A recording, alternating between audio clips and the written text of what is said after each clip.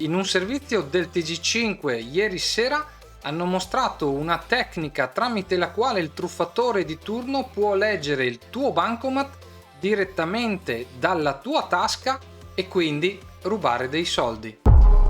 Ciao, sono Davide Marcomini, nella vita mi occupo di sistemi di sicurezza, sono anche l'ideatore e fondatore del portale Top Security Advisor e autore del libro Mai dire antifurto. Nel canale aiuto l'utilizzatore a districarsi nel mondo dei sistemi di sicurezza. Nel video di oggi vorrei fare riferimento ad un servizio del TG5 andato in onda ieri sera, nel quale hanno mostrato questa apparentemente nuova tecnica tramite la quale il truffatore di turno può leggere il tuo bancomat direttamente dalla tua tasca, dal tuo portafoglio, specie per chi porta il portafoglio in tasca, e quindi rubarti dei soldi senza la necessità di toccarti. Ti avevo già parlato tempo fa della possibilità che questo potesse accadere in un vecchio video nel quale io parlavo di tag, di transponder, RFID per quanto riguarda gli impianti di allarme,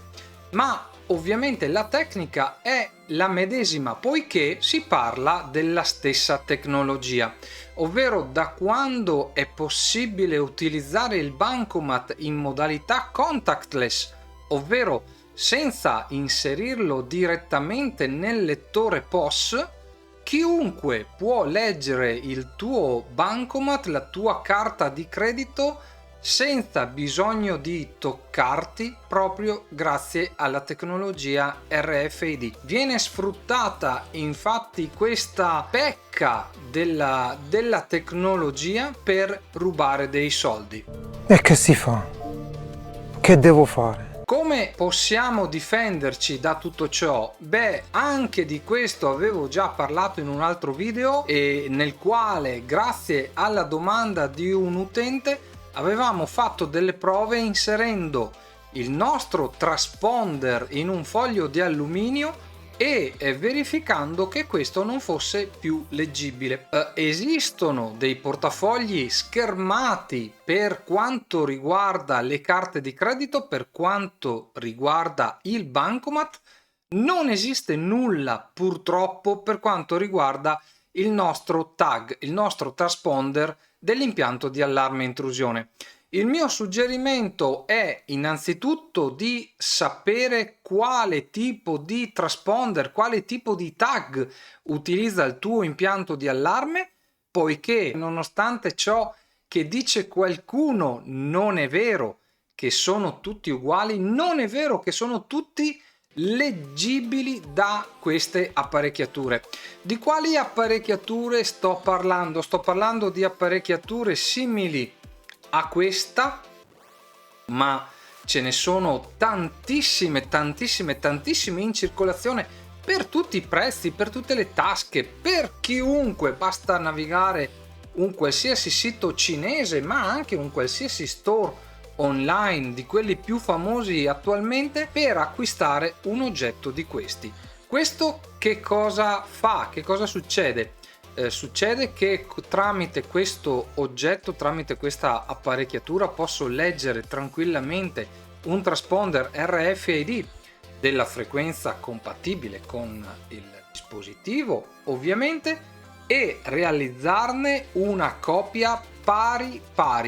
Non solo nel codice che viene letto, ma una volta che quella copia, quella chiave clonata verrà utilizzata, sarà come se tu con il tuo nome, se mai fosse stata nominata, avessi inserito o disinserito, nel caso di una truffa, disinserito il tuo impianto di allarme. Quindi sembrerà come se fossi stato proprio tu a disinserire l'impianto d'allarme e il ladro avrà fatto ciò che gli pare e piace. Ora facciamo una prova per dimostrarti che la schermatura del transponder funziona. Prendo quindi un tag, un transponder RFID e un transponder RFID a 125 kHz, come ce ne sono tantissimi, davvero tantissimi in circolazione,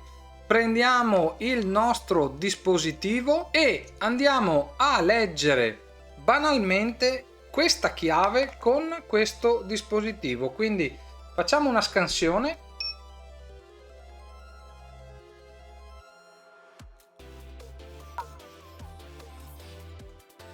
Bene, questa chiave è stata letta.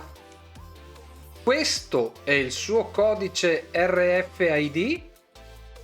Sappiamo che è a 125 kHz. In questo momento io potrei tranquillamente clonarla su un dispositivo, su una chiave vergine.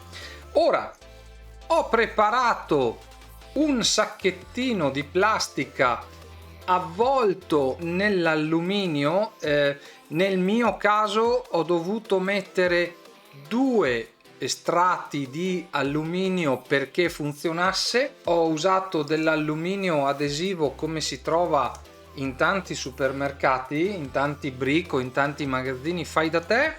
Inserirò quindi la mia chiave nel sacchettino, ecco fatto, e andiamo a ripetere la prova con il nostro lettore chiave e lo mandiamo in scansione.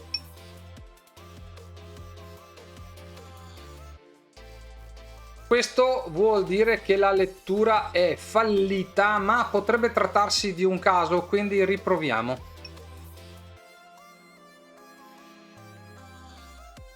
Riproviamo una terza volta per sicurezza, non si sa mai.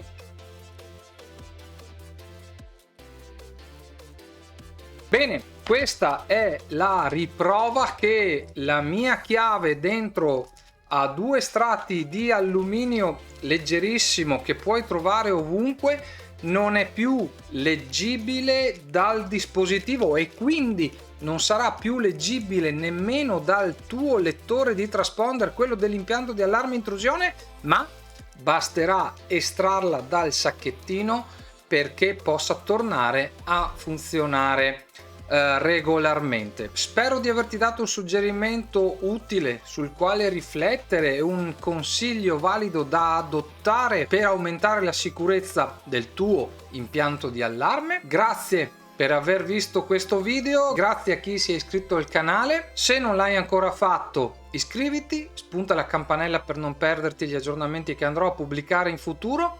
Ti aspetto nei prossimi video. Ciao!